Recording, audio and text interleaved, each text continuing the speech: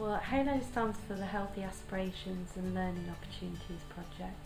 It came from a group of agencies that meet that want to improve services for homeless people in Carlisle. That group is the Carlisle Homeless Improvement Partnership.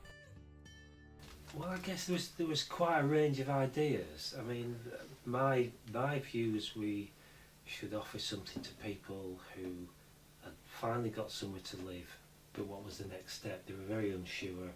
People find it difficult to join traditional activities, sports groups, that kind of thing. It's a repeating pattern that people get bored, fed up, maybe start using substances again, drink, and then become homeless. Other people in the group were more interested in whether they could provide more formal training and employment activities. Before I started, I know there was quite a few years work put in to try and get the project off the ground, securing funding. So they got funding from Northern Rock and funding from some of the partner agencies as well. I came in post last July. Because we recognised it was important that the person who was going to run it, the coordinator, came and offered something a bit different. And I think it has been interesting that we appointed somebody who had not worked with people who were homeless, or in support particularly, but had come more from a community perspective.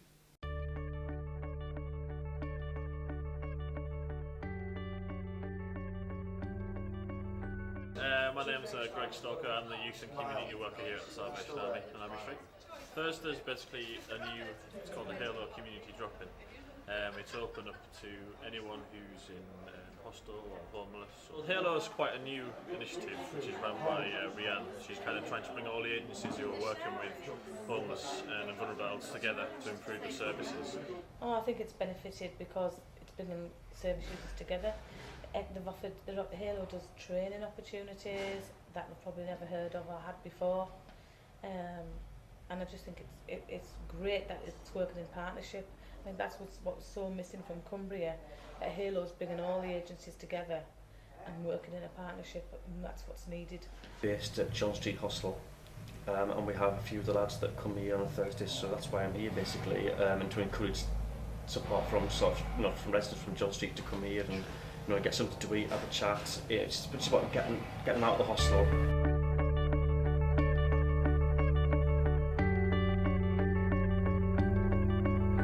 Looking at possibly calling it just a women's group, but we want it to be where women don't have to come at a certain time and leave.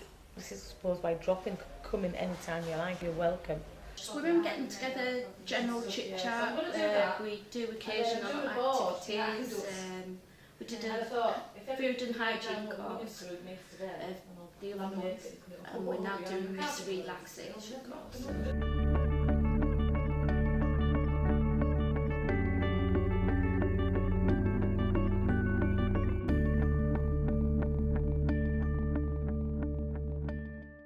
These courses are part of the First Steps courses for Cumbria County Council, and having a background, I teach Alexander technique, so it really developed organically out of people asking for what they wanted, and so basically what a lot of people say is they want to sort of stop thinking so much, reduce stress, look at the thoughts that they're having, reduce anxiety. Just loosening up exercises, deep breathing. We end up lying on the floor and visualising and closing our eyes and all sorts of things. It does help with cutting out a little bit of stress. Teach you what to do at home to relax when you're maybe a bit tense.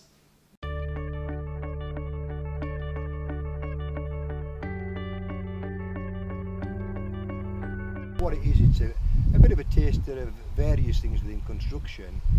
What they've actually covered in the fortnight that they've been here, they've done quite a bit of health and safety, which is really where it all starts. Just some basic skills, but in among that they're using lasers and levels and things like that.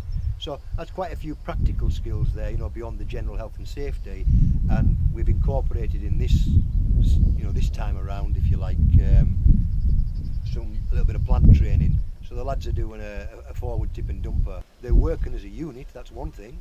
They are certainly working as a team, and they're helping each other, because as you find in life generally, some people have strengths, and the strengths and weaknesses vary in different people. And what I'm finding is that those that are a bit weak on some things, the lads that are a bit stronger are helping those, and then that works the other way around as well.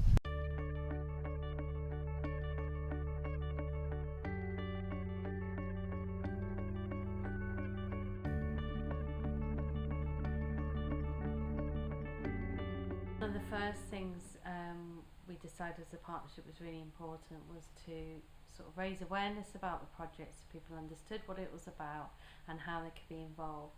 So one of the first things we did was to set up the Halo development group, and that group's open to any sort of frontline staff and service users from any of the agencies, and that group meets monthly, and it's really informal. We do some activities as well, so like our first meeting we went to Watch Tree Nature Reserve and we did bike riding in the rain which was interesting, and we've done drumming, we've done some creative writing, and they've really sort of been ideas to help promote the activities that we're rolling out, but also it's given a chance for people to have those discussions about what they think works and what doesn't work.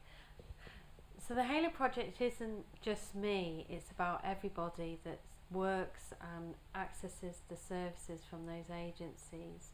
So my job is just bringing everyone together. That it seems to work when you're pulling groups of people together to say, okay, this is a kind of a shared agreement of what we would like, how we'd like to be operating in the future, but then what does that actually mean? What would I be doing differently to participate in that, and what are my roles and responsibilities? Like if it's openness, if it's the trust thing that we need to have with other organizations that will actually get all the information that we need. Just that, it doesn't mean visits. Does it mean doing something with the staff teams so that the staff teams come over and visit other offices? And, I think it would be useful to have something like that.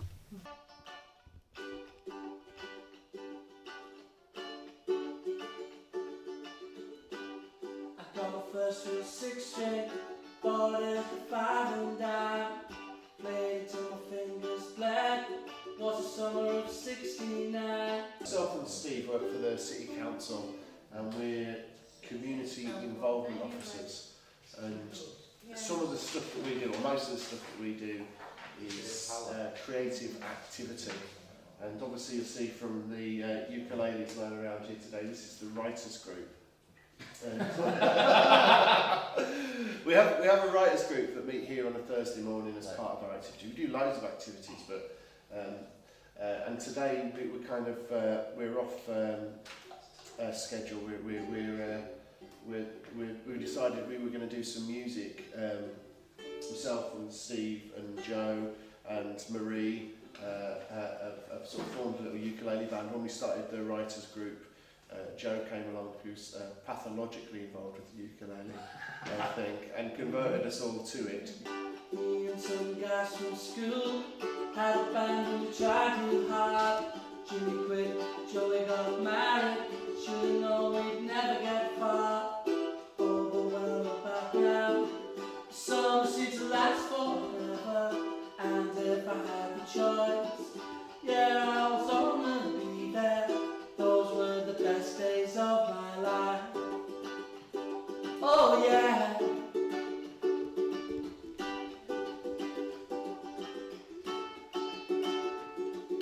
In that bed there's rhubarb in the corner, and we'll probably do brassicas like cabbages and brussels, and then next year we rotate the beds and it keeps the pests and diseases down. So what happens to the produce once it's going back? The service users that are helping out, they get a bag full each, and then because it's Halo's project, a lot of it goes back to the soup kitchen that is being run at the Salvation Army.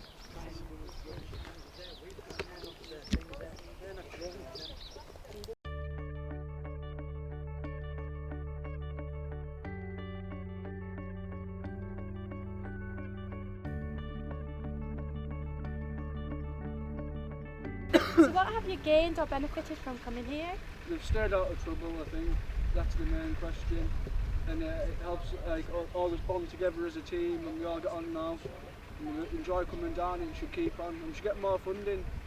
The project first came about, we got a phone call from Rianne. She said we'd be interested in doing something with some of our homeless boys. She said I thought football might be a really good tool to get them involved, and so we said sort of yeah, so we met up, and she decided that we'd try and get Carlisle United involved as well, and we'd try and start off running a weekly session, see how many boys we could get involved. So that's pretty much how it started. Aims and objectives are pretty much what the boys have said: keep them out of trouble and sort of improve football skills, get them fit, and hopefully in the long term we can start sort of giving them some life skills, get them on coaching courses, some education courses, and just sort of improve their lives a bit.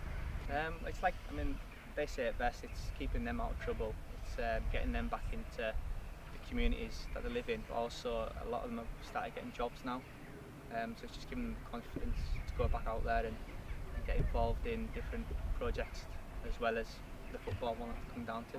Well, from talking to some of the people have sort of mentioned, it's something good, you know, it's getting them out of the house, it's getting them to meet people, that confidence thing of just being brave enough to go to somewhere new in a different venue. Just crossing that door is a big step for a lot of people, and you know, once they're feeling comfortable and they're going on a regular basis, they're sort of having their voice being heard and being able to say their ideas and, you know, develop stuff.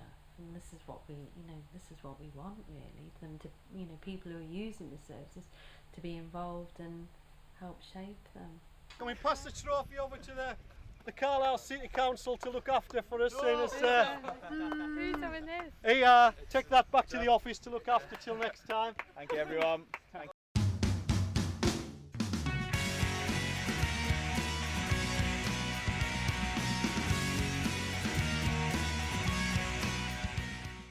140 people have taken part in activities.